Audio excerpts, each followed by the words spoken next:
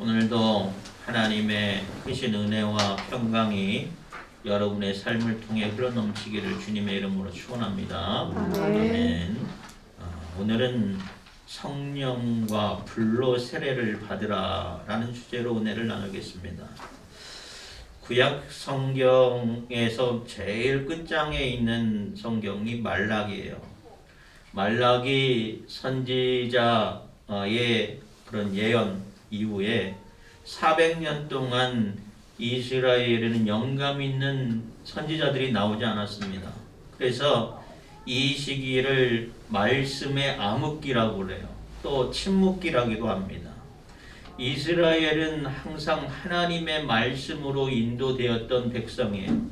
하나님의 말씀으로 약속도 얻고 또 소망도 얻고 또 위로를 얻었던 민족들입니다. 아브람 때부터 또 모세와 출애굽 시기와 또 사무엘 선지자 또 분열 왕국 시대에도 수많은 선지자를 통해서 하나님께서 이스라엘에게 말씀하셨어요. 하나님이 말씀을 통해서 이스라엘이 나아가야 할 방향, 어떻게 살아야 하는지에 대해서 지속적으로 말씀하셨다고요. 그래서 이스라엘의 흥망성쇠는 그들이 얼마나 하나님의 말씀에 순종했는가, 또 순종하지 않았는가에 따라서 그들의 흥망성쇠가 결정됐어요. 그런데 말씀이 400년 동안 이어지지 않았습니다. 오랜 동안 하나님의 말씀이 없자 이스라엘 사람들의 심령이 피폐해집니다. 말씀이 닫히니 영적으로 닫혀지게 되는 것이에요. 말씀 중심으로 살아가지 않는 사람들은 기대와 소망이 없이 살아가기 때문에 말씀이 끊겨도 아무렇지가 않아요. 그러나 말씀 중심으로 살아가는 사람은 그 말씀으로 살기 때문에 말씀이 끊어질 때에 그 심령에 느껴오는 고독감과 허무감과 고통이 얼마나 큰지를 알고 있어요.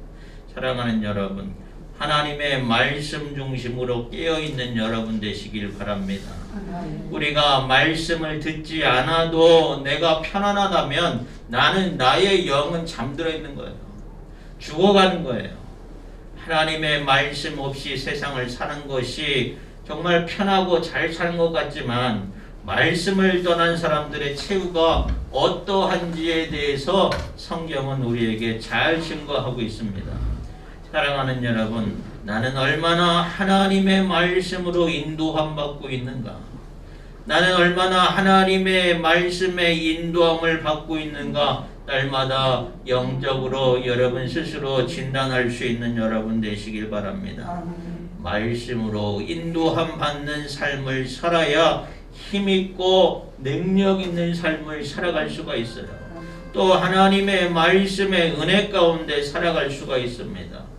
말씀을 들을 때에 믿음이 생겨나고 말씀을 들을 때에 그 말씀 가운데서 영의 양식이 내 안에 기쁨과 은혜와 평안을 가져다 두는 것이에요.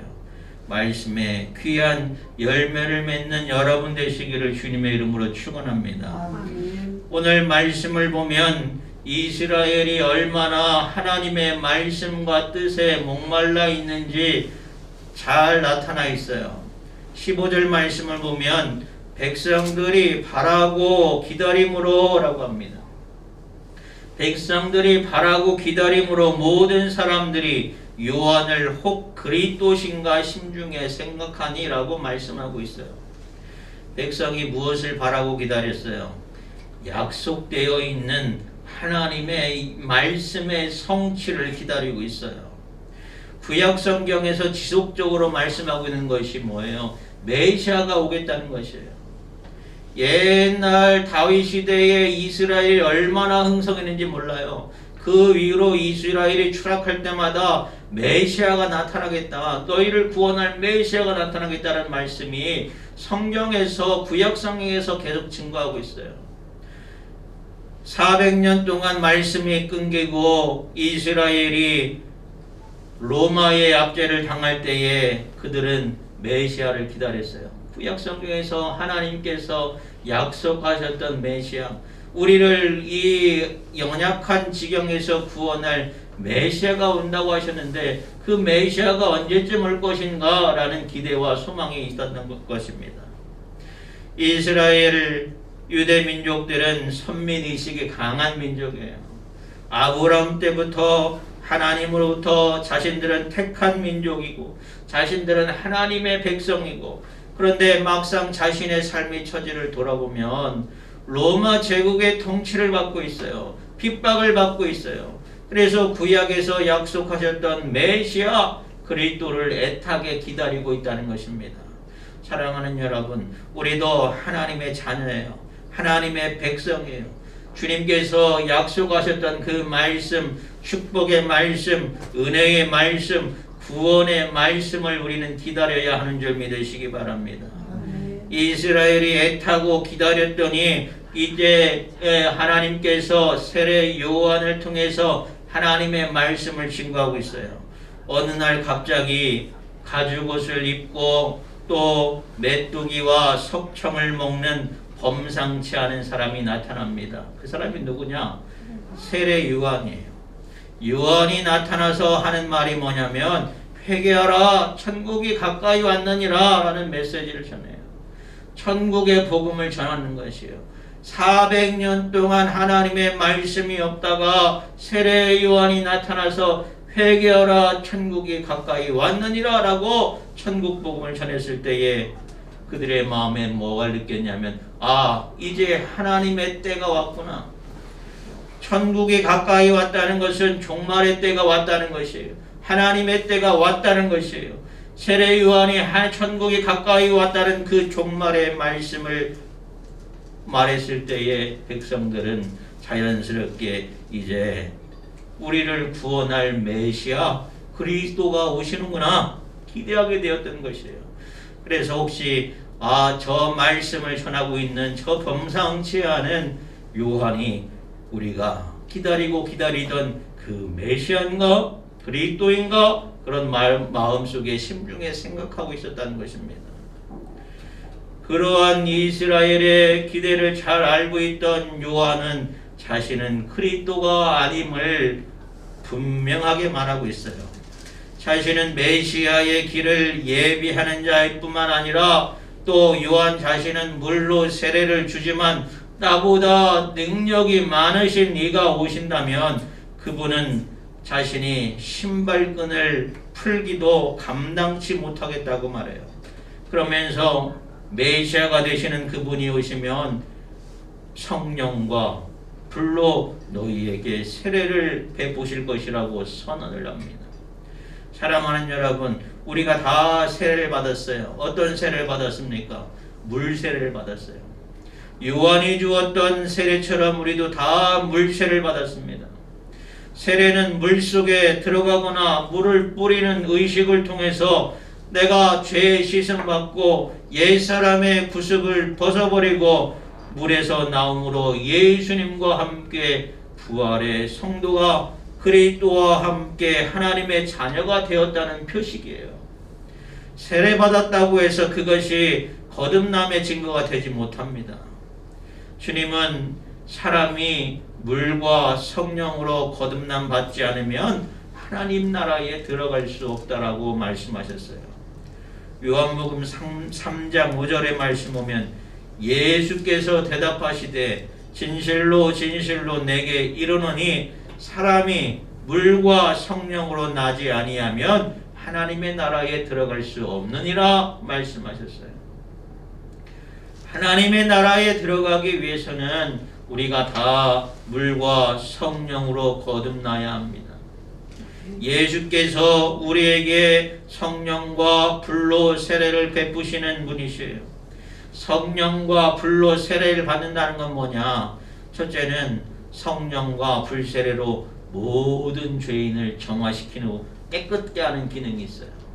우리가 성령으로 세례를 받고 불 세례를 받으면 우리 속에 있는 모든 죄가 깨끗해지는 줄 믿으시기 바랍니다.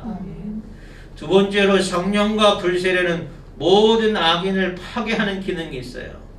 17절 말씀에 보면 손에 키를 들고 자기의 타작마당을 정하게 하사 알곡은 모아 곳간에 들이고 쭉정이는 꺼지지 않는 불에 태우시리라 라고 말씀하고 있습니다. 심판의 날에 알곡과 쭉정이로 구별해내서 알곡은 천국 곳간에 들이시고 쭉정이는 불심판에 의해서 태워지게 된다는 거예요. 죄인들이 성령과 불세례를 통해서 정화되어지고 깨끗게 되어지는 줄 믿으시기 바랍니다.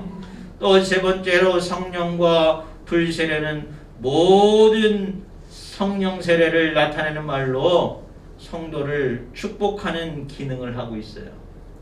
오순절날 마가의 다락방에서 성령 강림을 통해서 불이 혀처럼 성령이 임하게 됩니다. 임함을 받은 사람들은 모두 영적인 축복을 받게 되었어요. 방언으로 말하게 되고 또 방언 기도를 통역하게 되고 하나님의 말씀과 말씀 가운데서 은혜의 기적을 나타내는 놀라운 이적들이 나타났어요. 사랑하는 여러분, 메시아가 되시고 그리스도가 되시는 주님이 주시는 성령과 불로 세례를 받는 여러분 되시기를 바랍니다. 우리 안에 있는 모든 죄가 성령과 불로 씻김받게 되어지는 여러분 되시길 바랍니다. 우리가 주님을 믿는다고 하면서도 죄 가운데 있으면 그것으로 우리는 최후의 심판의 날에 심판의 증거가 될 수밖에 없어요. 오순절날 마가의 다락방에서 성령이 불처럼 성도들에게 임하여서 그들에게 놀라운 영적인 축복이 있었던 것처럼 주님의 크신 은혜가 여러분에게 임하기를 축원합니다. 우리가 성령과 불로 세례를 받아야 마지막 날에 천국 곳간에 들여지게 되는 것이에요. 성경은 천국 시민을 알곡으로 비유했어요. 요즘도 우리가 깨를 털 때면 키질을 해요. 키질을 할 때에 깨가 가득한 알곡은 키질을 하여도 날아가지가 않습니다. 그런데 무엇가 날아가요? 알곡이 들어있지 않는 껍데기 쭉정이만 날아가잖아요. 그래서 알곡은 알곡대로 잘 모아서 보관하고 쭉정이는 잘 날아가면 다 쓸어다가 불에 태웁니다. 여기서 알곡은 어떠한 환난에도 굴복하지 않으며 그리스도께서 정하신 천국 시민으로서의 자격을 갖춘 성도를 의미하고, 바람에 날려가는 쭉정이는 시험을 이기지 못하고 그리스도의 요구하시는 합당한 열매를 맺지 못하는 무익한 자를 의미하는 것이에요. 사랑하는 여러분, 그러면 어떻게 해야 우리가 성령과 불과 성령으로 세례를 받을 수 있습니까? 첫 번째는 하나님의 말씀을 들어야 돼요. 베드로전서 1장 23절에 너희가 거듭난 것은 썩어진 씨로 된 것이 아니요 썩지 아니할 씨로 된 것이니 살아있고 항상 있는 하나님의 말씀으로 되었느니라 했습니다. 죄인들이 하나님의 앞에 나와서 말씀을 듣고 깨달을 때에 성령께서 역사하시는 줄 믿으시기 바랍니다. 우리가 하나님의 말씀을 듣고 깨달을 때에 성령께서 역사하셔서 그 죽었던 영을 소생시키시고 새 사람으로 거듭나게 하는 줄 믿으시기 바랍니다. 진리의 영이신 성령님은 오직 말씀을 통해서 역사하셔요. 말씀과 함께 역사하는 줄 믿으시기 바랍니다. 말씀과 성령의 역사는 절대로 분리될 수가 없어요. 말씀 없는 성령의 역사가 없고 성령의 역사 없는 말씀 깨달음이 없어요. 그래서 사도 요한은 예수님의 피와 물과 성령은 곧 하나라고 말하고 있어요. 두 번째로 우리가 성령과 불의 세례를 받으려면 기도해야 합니다. 주님께서 성령 받으라 말씀하셨어요. 제자들이 마가의 다락방에서 모여서 전심으로 기도할 때에 오순절의 마지막 날에 성령이 불같이 임하게 되었어요. 말씀 가운데, 기도 가운데 회개하고 순종하고 그럴 때에 약속하신 성령을 사모하는 자에게 주의 성령이 불같이 임하게 되는 줄 믿으시기 바랍니다. 사랑하는 여러분, 2022년 한 해는 성령과 불세례를 강력하게 경험하는 여러분 되시기를 바랍니다. 마지막 시대를 우리는 살아가고 있어요. 우리가 이 시대에서 승리하기 위해서는 영적으로 깨어 있어야 돼요. 말씀으로 깨어 있어야 되고 성령으로 깨어 있어야 돼요. 성령과 불로 우리는 새로워져야 돼요. 그래야 주님이 기뻐하시는 승리하는 삶을 살아갈 수 있어요. 사랑하는 여러분, 성령 주님은 우리에게 성령과 불로 세례를 베푸시는 주님이에요. 성령과 불로 세례를 주시기 위해서 이 세상에 오신 주님이에요. 주님께서 약속하신 그 약속을 기대하고 소망하는 가운데, 말씀에 충성하고 말씀에 순종하는 가운데 주님이 주시기로 약속하신 성령과 불로 세례받는 여러분 되시기 바랍니다. 내 마음이 뜨거워져서 더 주님을 사랑하게 되고, 내 마음이 뜨거워져서 더 교회를 사랑하게 되고, 내 마음이 뜨거워서 하나님의 말씀대로 순종하며 살려고 애쓰고 몸부림치는 여러분 되시기를 주님의 이름으로 축원합니다. 그럴 때 하나님께서 기뻐하시고 여러분의 삶 가운데 역사하시는 하나님의 풍성함이 날마다 드러나게 될 것입니다. 2022년을 소망하고 기대할 때에 올해는 내가 성령의 세례를 받게 하여 주시옵소서, 성령의 놀라운 능력 가운데 살아가게 하여 주시옵소서 기도하고 순종하는 여러분 되시기를 주님의 이름으로 축원합니다.